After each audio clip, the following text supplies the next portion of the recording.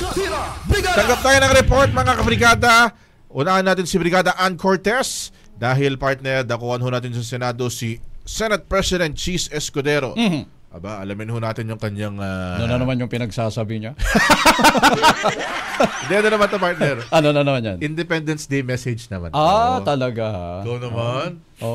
Sana hindi kayo beholden doon sa mga puwersa, doon sa ginagawa niyo mga pagdidesisyon dyan sa Senado, di ba? Sana totoong malaya kayo, di ba? Alamin nga ho natin, agad-agad forthwith ang report ni Brigada Ann Cortez. Ibrigada mo! Brigada Live Report.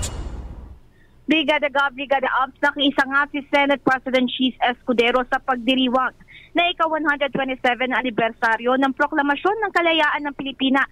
Dito nga sa may Barasoen Church sa Malolos, Bulacan. Ayon kay Escudero, bilang ipinagdiriwang ito ngayong araw, ay mahalagang matandaan ng bawat Pilipino ang kahalagahan ng pagkakaisa at pagtutulungan lalo na sa gitna ng kaganapang politika. Dagdag pa niya, sa halip nga na magbatuhan ng sisi o magkawatak-watak ay dapat lang daw maisulong ang paghilom para sa mas maliwanag na kinabukasan.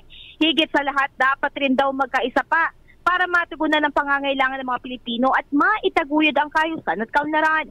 Maalala, bago nga mag-adjourn kahapon ng Senado ay naprubahan at iniratify ang ilang BICAM Conference Committee report tulad na nga lang ng proposed excise tax on imported denatured alcohol, accelerated and reform right-of-way act at maging BSK postponement. Okay. Baka din nyo yan. Salamat. Thank you. Ay, maraming salamat, Brigada Gov and Brigada Ops, in the heart of changing lives. Ako si Brigada Ann Cortez ng 105.1 Brigada News FM Manila, the Music News Authority.